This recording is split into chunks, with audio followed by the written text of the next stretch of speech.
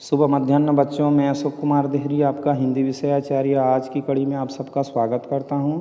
आज हम कक्षा 12वीं विषय हिंदी वितान भाग 2 के अंतर्गत देखेंगे पाठ अतीत में दबे पाँव, जिसे लिखा है ओम थानवी ने।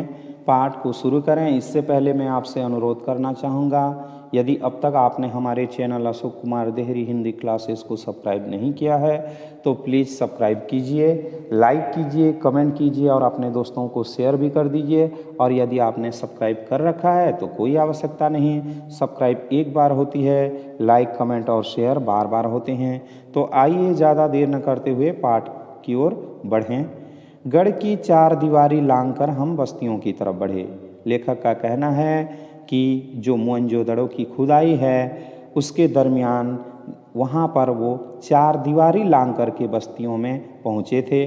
ये गढ़ के मुकाबले छोटे टीलों पर बनी है, मतलब यहाँ जो बस्ती है वह गढ़ की तुलना में टीलों पर बनी हुई है और वो भी छोटे से, इसलिए इन्हें नीचा नगर भी पुकारा जाता है। इसी कारण उसको नीचा नगर कह करके नाम दे दिया गया है। खुदाई की प्रक्रिया में टीलों का आकार घट गया है, मतलब जब खुदाई की जा रही थी तो उस समय जो टीले हैं वह नष्ट हो गए होंगे, जिसके कारण उनकी आकृति घट गई है। कहीं कहीं वे फिर जमीन से जा मिले हैं और कहीं कहीं तो जमीन के साथ समानांतर हो गए हैं। और बस्ती के कुएं लगता है जैसे मीनारों की शक्ल में धरती छोड़कर बाहर निकल आए हैं। कहने का अभिप्राय, उस समय कुएं ऐसे बनाए जाते थे मानो उसके जो ऊपरी हिस्सा है धरती के ऊपर होता था। इसीलिए लेखक कहता है कि मानो मीनार की शक्ल में धरती छोड़कर बाहर निकल आए हों ये जो कुएं हों। पूरब की बस्ती रईसों की बस्ती है। हालांकि आज के युग में पूरब की बस्तियां गरीबों की बस्तियां मानी जाती हैं, मतलब नगर नियोजन की दृष्टिकोण से जो पूर्व में बसी हुई बस्ती है वह रईसों की बस्ती है, मतलब अमीरों की बस्ती है। हो सकता है कि आज के जो काल हैं इस काल में जो बस्तियां होती हैं पूरब में वह गरीबों की मानी जाती हैं। मोहनजोदड़ो इसका उलट था, मतलब मोहनजोदड़ो की जो सभ्यता थी इसके विपरीत थी, यानी बड़े घर, चौड़ी सड़कें, ज़्यादा कुएं। मोहनजोदड़ो के सभी खंडहरों को खुदाई कराने वाले पुरातत्ववेत्ताओं का नाम दे दिया गया है। यहाँ पर जितने भी सड़क, कुएं इत्यादि हैं वो पुरातत्ववेत्ताओं के नाम से है। जैसे डीके हल्का, दीक्षित काशीनाथ की खुदाई उनके नाम पर। यहाँ 2 हल्के हैं। डीके क्षेत्र दोनों बस्तियों में सबसे महत्वपूर्ण है और जो डीके क्षेत्र है दोनों प्रकार की बस्तियों में महत्वपूर्ण माने जाते हैं। शहर की मुख्य सड़क फर्स्ट स्ट्रीट यहीं पर है। यह बहुत लंबी सड़क है, मानो कभी पूरे शहर को नापती हो। लेखक कहना चाहते हैं कि अभी जो सड़क है वह केवल आधी मील रह गई है, भले ही वह पूरी थी, अब यह आधा मील बची है। इसकी चौड़ाई 33 फुट है। मोहनजोदड़ो से 3 तरह के वाहनों के साक्ष्य मिले हैं, मतलब मोहनजोदड़ो में 3 प्रकार के वाहन के प्रमाण मिले हैं। इनमें सबसे चौड़ी बैलगाड़ी रही होगी और उन प्रमाण में से सबसे चौड़ी जो वाहन रही होगी उनमें बैलगाड़ी रही होगी। इस सड़क पर 2 बैलगाड़ियां एक साथ आसानी से आ जा सकती हैं। यह सड़क वहां पहुंचती है जहां कभी बाजार थी, मतलब सड़क की दिशा बाजार को लेकर के जाती है। इस सड़क के दोनों ओर घर हैं, लेकिन सड़क की ओर सारे घरों की सिर्फ पीठ दिखाई देती है, मतलब जिधर सड़क है उधर लोगों के घर का मुख्य दरवाज़ा न होकर के उनका पिछवाड़ा है, यानी कोई घर सड़क पर नहीं खुलता। जैसे आज के ज़माने में सारे घर सड़क पर ही खुलते हैं, उस समय में ऐसा नहीं होता। अर्थात मोहनजोदड़ो की सभ्यता में इस प्रकार से नहीं होते, उनके दरवाजे अंदर गलियों में हैं। दिलचस्प संयोग है कि चंडीगढ़ में ठीक यही शैली 50 साल पहले कार्बुजिए ने इस्तेमाल की। मतलब यह एक संयोग की बात है कि चंडीगढ़ में 50 साल पहले कार्बुजिए ने इस प्रकार की ही शैली का निर्माण किया था। अब कार्बुजिए कहने पर कौन है, तो ली कार्बुजिए एक स्विस फ्रांसीसी वास्तुकार, डिजाइनर, चित्रकार या शहरी योजनाकार और लेखक के साथ साथ वास्तुनिक कला के ज्ञाता भी हैं, मतलब आधुनिक वास्तुकला उनको ज्ञान है। तो वही कार्बुजिए ने इस्तेमाल की। वहाँ भी कोई घर मुख्य सड़क पर नहीं खुलता। चंडीगढ़ में आपको किसी के घर जाने के लिए मुख्य सड़क से पहले सेक्टर के भीतर दाखिल होना पड़ता है, फिर घर की गली में, फिर घर में। क्या कार्बुजिए ने यह सीख मोहनजोदड़ो से ली? लेखक का प्रश्न है कि कार्बुजिए को जो स्विस के डिजाइनर हैं उनको कहाँ से मालूम हुई?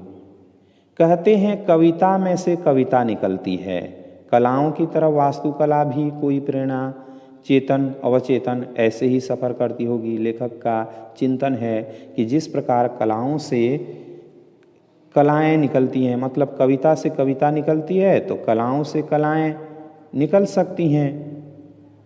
ढकी हुई नालियां मुख्य सड़क के दोनों तरफ समानांतर दिखाई देती हैं।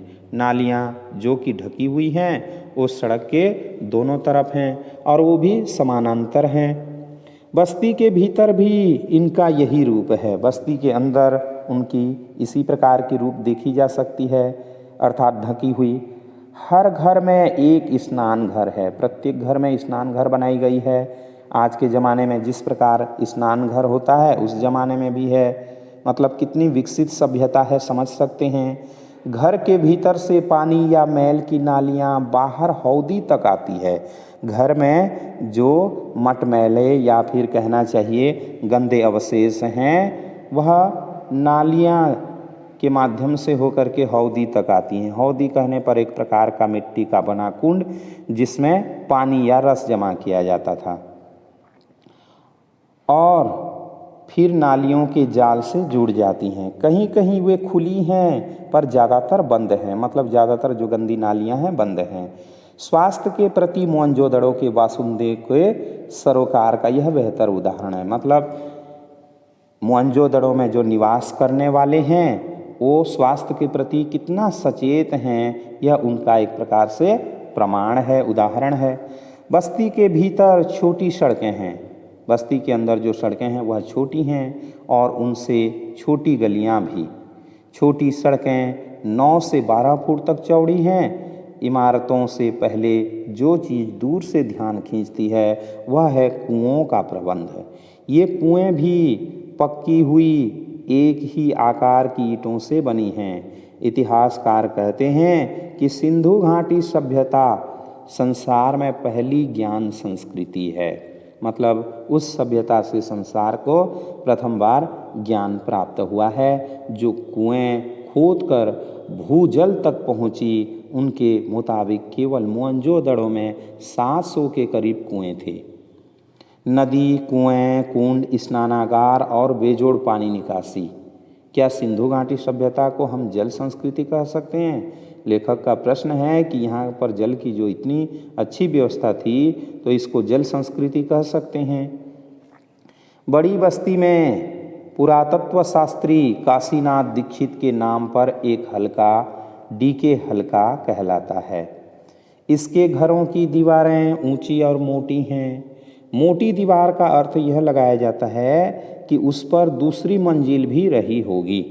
दूसरी दीवारों में छेद हैं जो संकेत देते हैं कि दूसरी मंजिल उठाने के लिए शायद यह सहतीरों की जगह हो। तो सहतीरों से अभिप्राय लट्ठों की जगह हो। सभी घर ईंट के हैं। जितने भी घर बने हुए हैं ईंटों से बने हैं। एक ही आकार की ईंटें अनुपात में देखेंगे तो 1:2:4 के अनुपात की। सभी भट्टी में पकी हुई हैं। मतलब जितने भी ईंटें हैं कच्ची ईंटें नहीं हैं, भट्टी में पकाई गई हैं।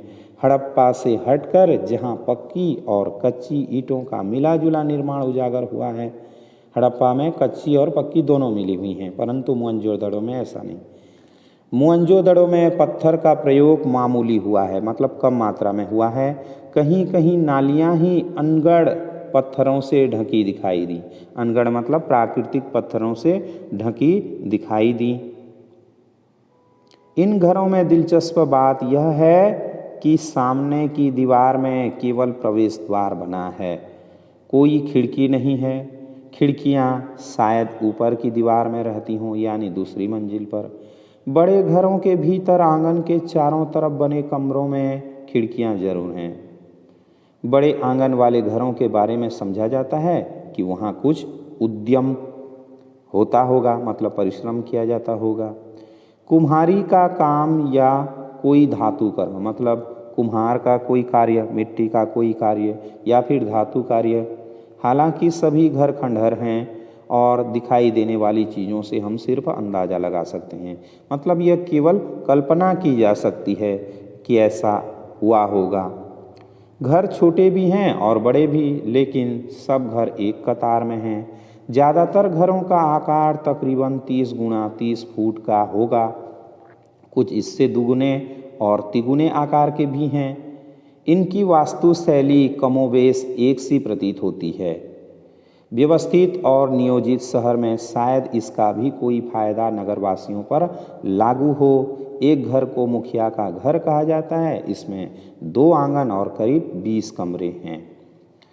डीके बीसी हल्का आगे पूरब में है। दाढ़ी वाले याजक नरेश की मूर्ति इस तरफ के एक घर से मिली है।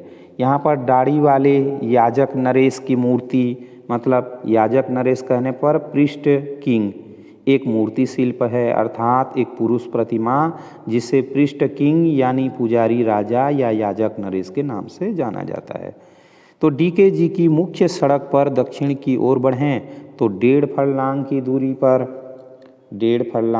दूरी पर HR हल्का है। सड़क उसे 2 भागों में बांट देती है। ये हल्का हेरल्ड हरग्रीव्ज के नाम पर है, जिन्होंने 1924 या 25 में राखाल दास बनर्जी के बाद खुदाई करवाई थी। यहीं पर एक बड़े घर में कुछ कंकाल मिले थे, जिन्हें लेकर कई तरह की कहानियां बनती रही। प्रसिद्ध नर्तकी शिल्प भी यहीं एक छोटे घर की खुदाई में निकला था, मतलब नर्तकी शिल्प नृत्यांगना की कांस्य प्रतिमा जो लगभग 10.5 सेंटीमीटर होगी, वह यहीं से मिली थी। इसके बारे में पुरातत्वविद मार्टिमर व्हीलर ने कहा था कि संसार में इसके जोड़ की दूसरी चीज़ शायद ही होगी।